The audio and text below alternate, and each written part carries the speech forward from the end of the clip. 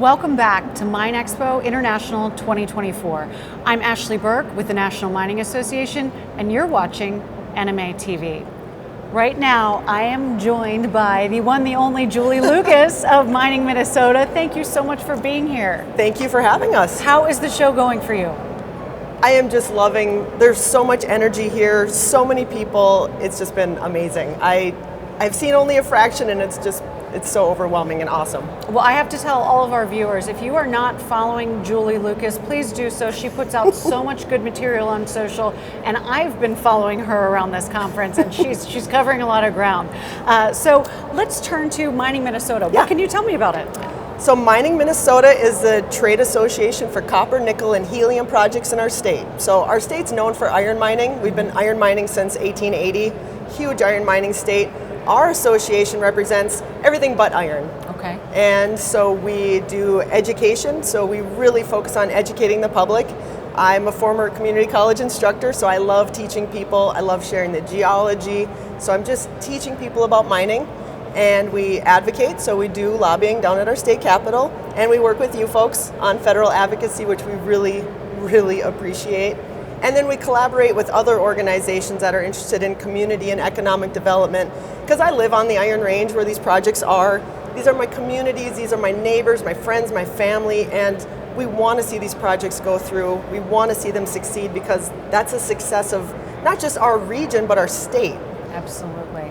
I mean, one of the things that whenever I think of Minnesota, now that I'm in the mining industry, you all really have so many projects that are the heart of the energy transition, that are the heart of future energy technologies. You think of EVs. There is so much potential for the projects there. What can you tell me about some of these projects? So our projects that we represent include New Range Copper Nickel, which is, everything's located almost on the Iron Range, but we have New Range Copper Nickel. We have Twin Metals Minnesota. We have Talon Metals, which is just west of Duluth, if you know where Lake Superior is, just west of there. And then we have Pulsar Helium, which is one of our new projects. So all of those projects are in various stages of development, but all of them have the ability to contribute so many of the needed minerals to build tomorrow. You know, the Iron Range, we're super proud of what we've built in the world already with our steel, but now this is our chance to power the world. And to be able to do both of those things is just, there's so much potential and it's so exciting. Absolutely. I'm hoping you can talk a little bit about one of the great misperceptions that's out there about mining. There are people who believe that environmental concerns and conservation cannot happen alongside mining.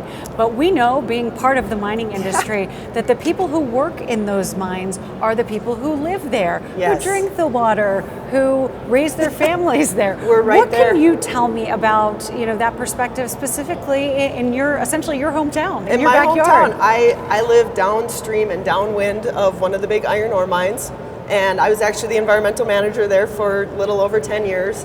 And so yes, we do live around these mines and these proposed mines, and it's our home. And you know, when you live in a rural area, you're so connected to the land and to the water, and you know, we hunt and we fish and we kayak and we canoe. And the resources aren't an abstract playground. They're our home, and they're an area we treasure deeply.